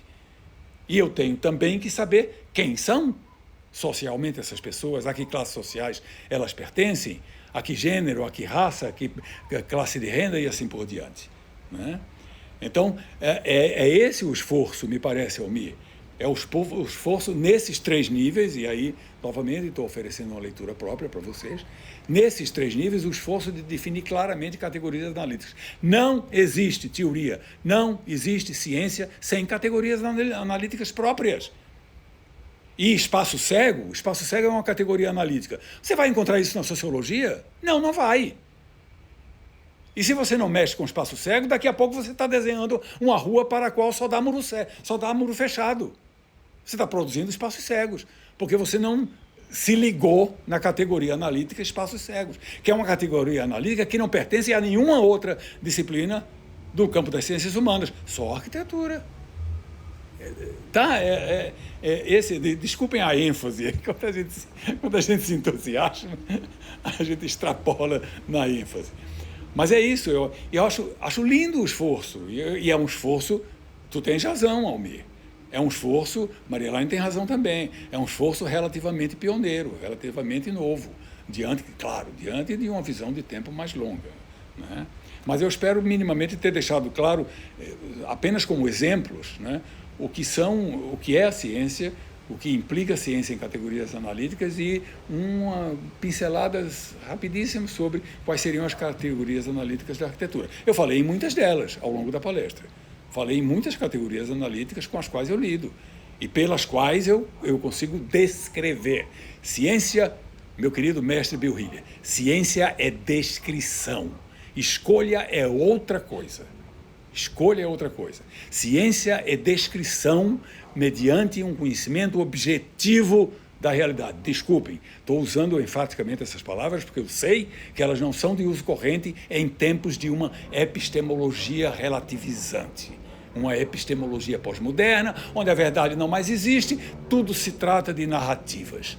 Pelo amor de Deus. Essa visão é absolutamente suicida. Desculpa, eu falei demais. Tá?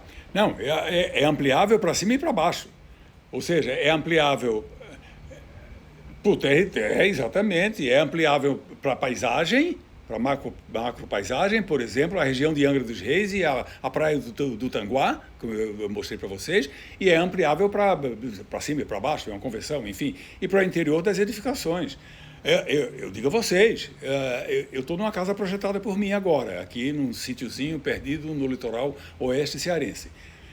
E essa casa e a nossa casa de Brasília não teriam sido projetadas dessa forma se eu não tivesse tido a sorte, porque muito isso é sorte também, é o caso, de passar por essas reflexões todas que eu passei nos anos 1970, com Bill Hiller e Juliane Hanson, e não só, e com Maria Elaine, e com Gunther, enfim, eu não teria. A Malaine sabe que eu gosto de comentar sobre, por exemplo, a sequência espacial das estações na entrada da minha casa de Brasília, né? Onde a gente tem o espaço público da rua, a calçada, a rampa, o pórtico, que é aberto, mas é coberto, o vestíbulo, o corredor e o átrio. Olha quantas estações eu contei aí. Isso é a tua percepção, né? A casa de Brasília, toda a arquitetura moderna brasileira, e tem uma tese linda sobre isso, escrita por Luiz Amorim no Recife, a arquitetura moderna residencial brasileira é uma arquitetura de sistema em árvore. Ela é toda de sistema em árvore. Os setores das casas modernas brasileiras, e Luiz pega uma quantidade imensa de arquitetos modernos e ele mostra que esses espaços são configurados em árvore. O espaço das nossas duas casas, esta e a de Brasília, é configurada em anéis. Eu não tenho árvore, eu não tenho beco sem saída. Eu tenho sempre um espaço que é acessível de duas maneiras, por aqui ou por ali. Certo? Então, tu vê, essa coisa vale para todas as escalas, Almir, felizmente. Não é? E isso, até, eu diria, isso é digamos, um selo de qualidade ante a teoria. Porque se a teoria independe e se ela é aplicável em todas as escalas do fenômeno arquitetônico, da arquitetura dos lugares, então tem alguma coisa que está valendo a pena nessa teoria. Não é? Então é isso. Eu podia me alongar mais, mas eu acho que não é o caso. Mas só para dizer para vocês, sim, sintaticamente, a nossa casa de Brasília, por exemplo, seria completamente diferente e não tem nada a ver. O pessoal diz, é uma casa moderna, eu digo, não, pelo menos de certo ponto de vista, novamente, dimensional, DIMPO, né? Dimpianamente, a configuração da casa de Brasília não é absolutamente moderna. Muito pelo contrário. Ela é o reverso. Ela é a antítese da arquitetura moderna residencial brasileira, dos grandes clássicos. Pegue qualquer um, qualquer arquiteto, qualquer casa moderna brasileira. Luiz mexeu com as casas pernambucanas, mas você pode generalizar isso aí. Né? Ok? Então, sim, aplicável e sim, ainda bem que eu dispus desse arsenal para projetar o que eu projetei. Beleza. Eu só queria agradecer do fundo do coração essa oportunidade de conversar com vocês. Foi, para mim, extremamente gratificante. Né? Estou chovendo no molhado, mas a gente precisa explicitar as coisas dessa maneira. Né? Muitíssimo obrigado. Foi ótimo, pelo menos ciberneticamente, ver as carinhas de vocês. Uma hora dessas a gente vê ao vivo e a cores, quem sabe. O diabo é que com os cortes nas verbas dos programas de pós-graduação, cada vez mais a relação é só online, cibernética e não presencial. É uma loucura, mas enfim, a gente faz o que pode. Né? Gostaria muito de, eventualmente, e certamente haverá oportunidade de a gente se encontrar pessoalmente. Tá? Muitíssimo obrigado, mais uma vez, Almir e todos vocês que participaram da sessão.